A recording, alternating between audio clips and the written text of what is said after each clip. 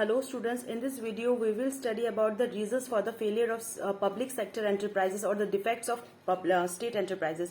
जैसे कि हमें पता है कि जो पब्लिक सेक्टर एंटरप्राइजेज हैं वो उनके ओनर्स जो है वो गवर्नमेंट होती है, उनके मैनेजमेंट वगैरह जो है सारा गवर्नमेंट देखती है. हमने 3 फॉर्म्स भी देखे, departmental undertakings, public corporations and government companies. ये 3 हमने सेक्टर्स भी देखे, इनके सारे एडवांटेजेस और डिसएडवांटेजेस हमने देखे.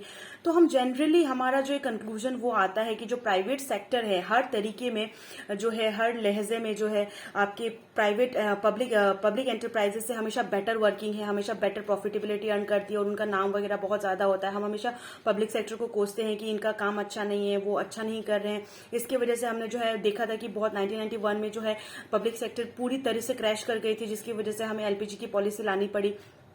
तो हम देखते हैं कि इंडिया में जो है पब्लिक सेक्टर का इतना ज्यादा खराब काम होना, या जो है हम बोल सकते हैं इतना ज्यादा सक्सेसफुल नहीं होने के क्या सारे रीजंस है कि पब्लिक सेक्टर बुरी तरह से हम कह सकते हैं इंडिया में एक फेलियर है.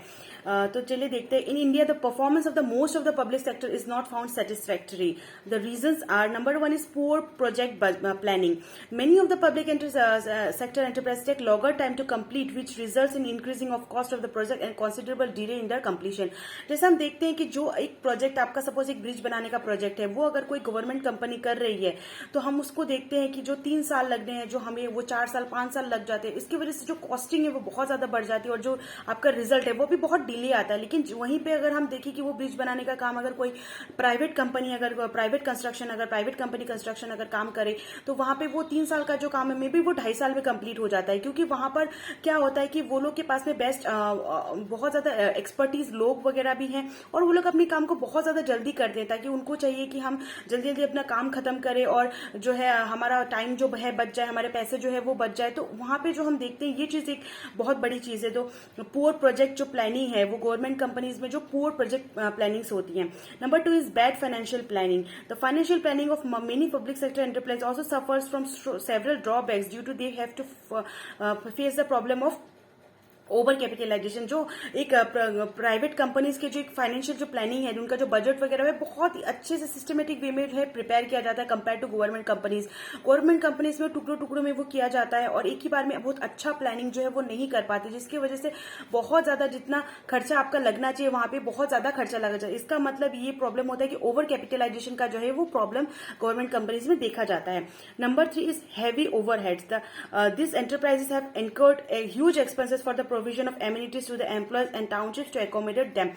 हम देखते हैं कि गवर्नमेंट एम्प्लॉयज जनरली लोग बोलते हैं कि गवर्नमेंट एम्प्लॉयज को बहुत ज्यादा सुविधाएं मिलती हैं, बहुत ज्यादा जो है वो अच्छा पैसा मिलता है, उनकी सैलरी अच्छी होती है, उनको बहुत सारे अदर एम्यूनिटीज भी बहुत ज्यादा मिलती हैं तो कंपेयर टू आपका पब्लिक कंपनीज. तो वही काम जब एक गवर्नमेंट कंपनी के लोग कर रहे हैं और वही काम जब प्राइवेट कंपनी के लोग करते हैं, हम देखते हैं कि जो सैलरीज और एम्यूनिटीज वगैरह अदर जो है बेनिफिट्स वगैरह में कितना ज्यादा फर्क है. इसकी वजह से गवर्नमेंट कंपनीज क्या होती है, उन्हें बहुत ज्यादा एक्सपेंसेस उनका होता है और बहुत ज्यादा लॉस उनको फेस करना पड़ता है. उनका खर्चा जो है वो दुगना तिगना बढ़ जाता है अपने एम्प्लॉयज को बहुत अच्छा जो है फैसिलिटीज वगैरह देने के चक्कर में.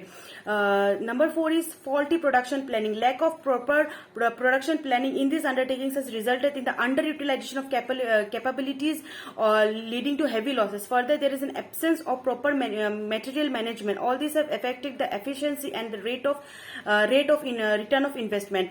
तो यहाँ पर क्या बोला गया है कि फॉल्टी प्रोडक्शन प्लानिंग, जो हमारे प्रोडक्शन की जो हम प्लानिंग करते हैं, हम ये देखते हैं कि जो प्राइवेट सेक्टर एंटरप्राइजेस होते हैं, जो प्राइवेट कंपनीज वगैरह होती हैं, वो लोग बहुत ही अच्छा अपना जो है अपने स्किल्स को यूटिलाइज करके, अपने मैनेजरियल स्किल्स को यूटिलाइज करके जो है एक रिसोर्सेज जितने भी होते हैं उनको बेटर यूटिलाइज करते हैं, उनका ऑप्टिमम यूटिलाइजेशन करते हैं और जो है उनका जो मटेरियल उनके पास में जो रहता है उसका जो है प्रॉपर यूज कर पाते हैं, इन टाइम प्रॉपर यूज कर पाते हैं. लेकिन गवर्नमेंट कंपनीज में हम ये जो है गवर्नमेंट सेक्टर में जो हम देखते हैं कि उनका प्रोडक्शन प्लानिंग जो है वो सही तरीके से नहीं हो पाता है, जिसकी वजह से rate of return of investment जो है, जहां हम कितना इन्वेस्ट कर रहे हैं और कितना हमारा रिटर्न आ रहा है, उनका जो परसेंटेज है वो compare to public sector enterprises public private sector enterprises के बहुत कम होता है. तो हम यहाँ पे बहुत ज्यादा प्रॉफिटेबिलिटी नहीं देख पाते.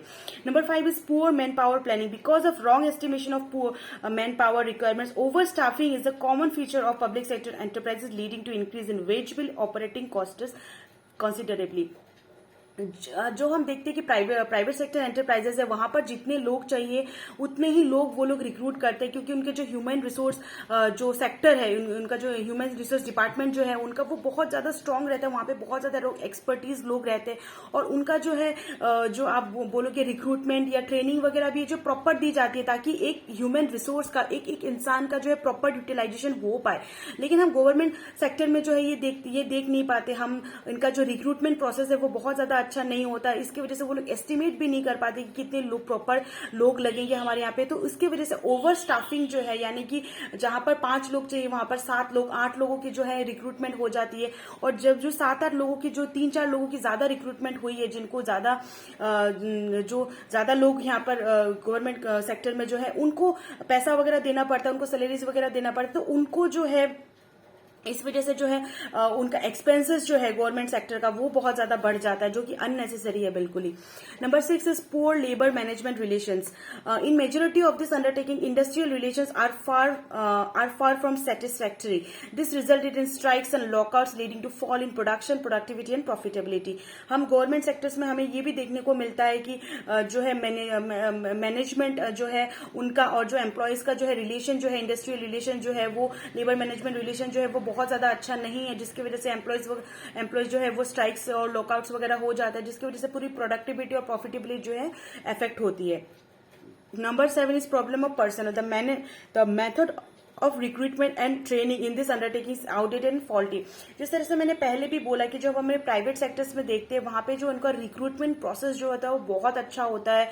वो लोग बहुत अच्छे लोगों को सिलेक्ट करते हैं, परफेक्ट लोगों को सिलेक्ट करते हैं, जो उन्हें चाहिए, जिस काम के लिए जैसे लोग चाहिए वैसे ही उन लोग अकॉर्डिंग टू देयर क्वालिफिकेशन वगैरह वो लोग जो है रिक्रूट करते हैं। उनकी प्रॉपर ट्रेनिंग वगैरह, उनका प्रॉपर ओरिएंटेशन वगैरह होता है, ट्रेनिंग वगैरह होता है टाइम टू टाइम।